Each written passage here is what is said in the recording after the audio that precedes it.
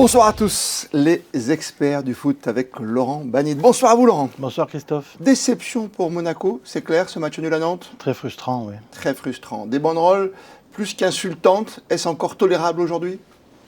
Ça devient difficile à entraîner maintenant. On l'a vu pour le Nice PSG de ce week-end. Et puis, la Ligue des Champions sans club français, est-ce qu'on s'intéresse encore? Toujours. C'est une bonne question. Les experts, c'est parti. L'AS Monaco piégé, l'AS Monaco peut-être trop léger pour viser le podium, c'est la question du jour quand même dans ce grand débrief avec vous. Laurent Banide, 2-0 à la mi-temps, 2-2. Quelque part, il y a quelque chose qui ne va pas. C'est pas la première fois que ça arrive pour Monaco. Non, c'est un résultat qui est décevant parce que les 3 points étaient très importants pour la course à la Ligue des Champions. Contre une équipe de Nantes qui a joué déjà cette semaine en Coupe de France. Et s'est qualifié pour la finale, en plus. Oui. Brillamment, et qui avait quand même les absences de Palois et pas mal de joueurs sur le banc. Donc c'est frustrant après, quand on gagne 2-0, de se faire rattraper, revenir au score. Oui, mais coaching gagnant pour Camboré, qui est un fin tacticien, qui fait rentrer 3 joueurs, dont sa pépite. Hein. Antoine, qui fait du super boulot et qui est vraiment un grand technicien français. Et il donne le maximum avec le potentiel de chaque joueur et c'est super. Et il l'a senti, parce que dans les vestiaires, il le dit dans son discours, hein, il dit, pour l'instant on est mené 2-0, on est cuit, mais en face ils ne sont pas très bons. Ça rappelle Real Madrid, Monaco il y a quelques années. Oui, et puis c'est sur 2 coups de pied arrêtés, donc voilà, les coups de pied arrêtés c'est très important aujourd'hui dans le football moderne. Et c'est vrai qu'ils ont été assez passifs sur les 2 premiers buts de Monaco. Maintenant il y a un public derrière, il y a une sorte d'énergie qui fait que c'est difficile après, quand ils reviennent de 1, de tenir le score. Mais nous aussi, on devra avoir de l'énergie parce qu'on n'est pas loin du podium. Marseille, en plus, a trébuché. Bon, Paris s'est détaché. Il y aura un gros PSG Lens la semaine prochaine. On est là. On est 4e. On est qu'à 3 points de Marseille. Oui, on arrive dans le bon état, et le match de Lorient aujourd'hui va prendre une importance capitale. Prochain match de Monaco, bien sûr, c'est Lorient à la maison. Après, il y aura Lens, qui est le concurrent direct. Voilà. Il y a du Montpellier, puis à la fin, on termine quand même avec du Lille et du Lyon, par exemple, hein, ou du Rennes. Oui, tout est possible et ça va être très difficile sur chaque match. Vous, le tacticien, pour terminer peut-être sur ce débrief, comment est-ce possible de ne pas sentir la chose de la part de Philippe Clément, de se dire c'est pas la première fois que ça nous arrive, on mène 2-0 à la pause, faisons autrement, changeons, tentons peut-être de jouer par exemple 60 minutes avec une équipe type et puis faire rentrer 3 joueurs, je sais pas, faisons quelque chose, un électrochoc. Oui, après le match a tourné quand les 2 remplaçants sont rentrés, et c'est vrai que peut-être qu'il y aurait une disposition différente tactique pour tenir le score. Voilà, maintenant je pense aussi que le gardien de but ne nous apporte pas la sérénité. Qu'est-ce qu'il manque ? Parce qu'on le défend tout le temps quelque part dans le staff de Monaco, en plus en disant que c'est le 4e meilleur gardien au niveau des phases arrêtées, par exemple. Il ne fait pas des arrêts décisifs qui nous permettent quand même d'avoir une assurance au niveau défensif. Il faudra le changer quelque part. On sait qu'il est venu parce qu'il était barré du côté de Bayern Munich à l'époque par le grand gardien Neuer. Je pense qu'au moins il faudra le mettre en concurrence avec un autre gardien. Il n'y en a pas. Oui, mais c'est peut-être ce qu'il aurait fallu faire déjà au mercato d'hiver, parce que je pense qu'on a besoin d'avoir, pour avoir une qualité défensive, on a besoin d'avoir de l'assurance dans les buts. Et pour l'instant, je pense qu'il ne nous apporte pas ce que devrait nous apporter. Et vous, en tant que coach, Laurent Banide, vous avez mis en concurrence souvent les gardiens, parce que ce n'est pas un poste facile, parce qu'on sait dans l'équipe de France qu'il y a un 1, un 2 et un 3, un premier, un deuxième, un troisième. C'est-à-dire que je pense que nous, l'AS Monaco a toujours eu des grands gardiens de but. Hein, je pense que de Ettori, en passant par Barthez, Flavio Roma, Subasic, ça a été des très grands gardiens de but. Et ça apporte vraiment une sérénité pour les défenseurs. Mais c'est bon, cette petite concurrence? Ça serait salutaire?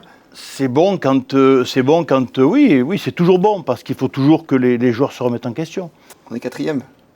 On est pas mal pour l'instant. On pourrait faire mieux, on aurait pu faire mieux. On a perdu 2 points quelque part. Oui, on a perdu 2 points. Ouais, ça, c'est dommage, parce que là, chaque point est important et ça fait du match de Lorient un match quasiment capital.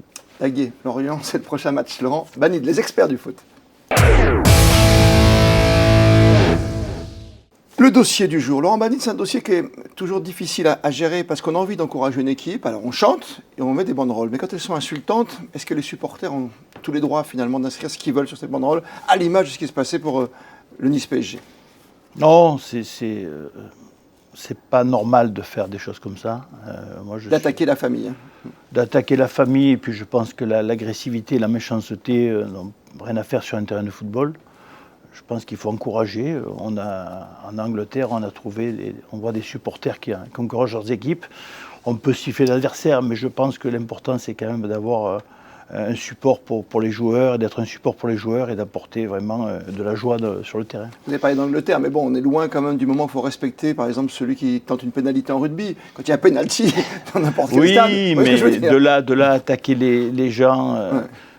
Le poste d'entraîneur aujourd'hui est très compliqué. Christophe Galtier a une saison très compliquée. On arrive en fin de saison et je pense que les organismes, autant des joueurs que des entraîneurs, sont à bout. Oui, il est sur la sellette.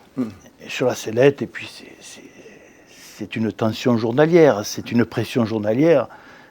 Il a fini son match de Nice et il est de suite dans le match de Lens. Bien sûr, donc c'est quelque chose c'est un rouleau compresseur. Et à un moment donné, on est un petit peu plus faible et c'est vrai que quand on attaque la famille ou quand on attaque...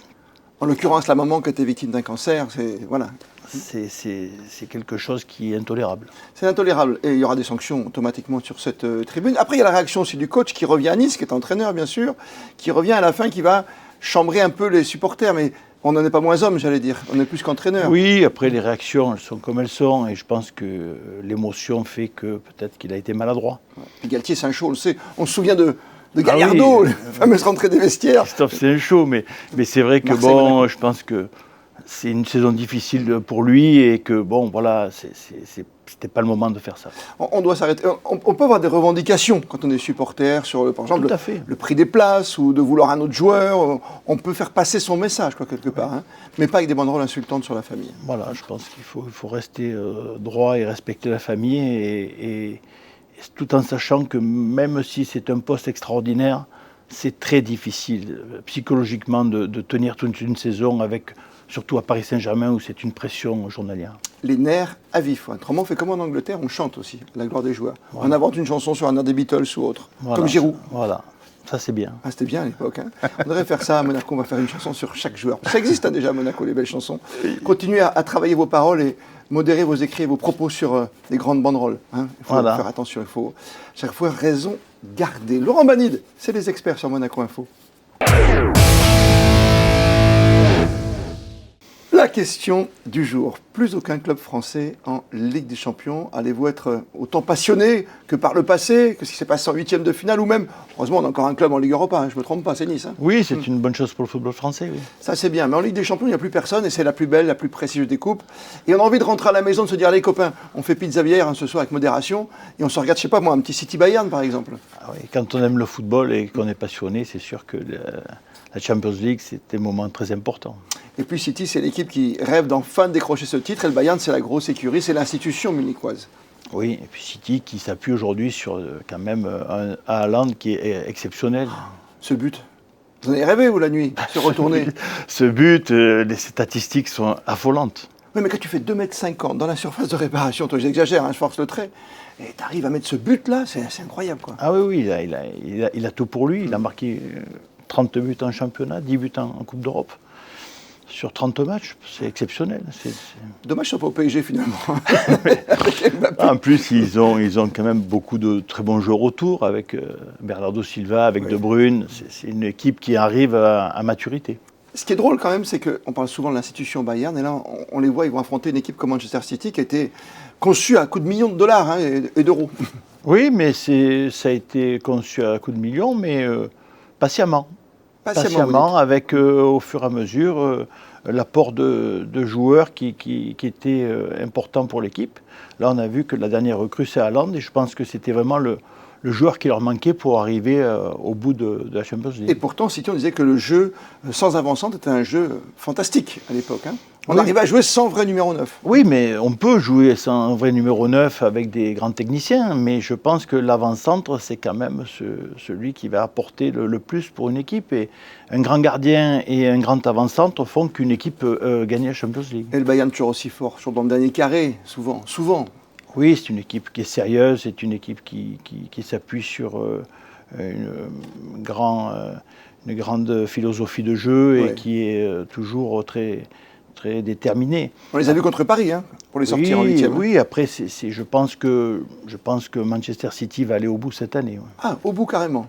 Ça, c'est le prono de Laurent Banide quand même. Ça, c'est fort. Hein. Moi, J'aimerais voir un Manchester City Real de Madrid en finale. Ah, ouais, pas mal non plus. Oui, parce que je trouve que Benzema contre Haaland, De Bruyne contre Modric, je pense que voilà, ça vaudrait le coup de voir cette finale. Oui, vous nous avez fait rêver, c'est notre question du jour. Ça nous intéresse toujours autant, on va se régaler. Tout en notant que quand même 3 clubs italiens sont en quart de finale. Faut l'oublier, c'est le renouveau du football italien qui était au fond du trou. Et que Naples peut être un outsider sur la fin. Ah ben Naples qui s'est promené toute la saison, c'est vrai.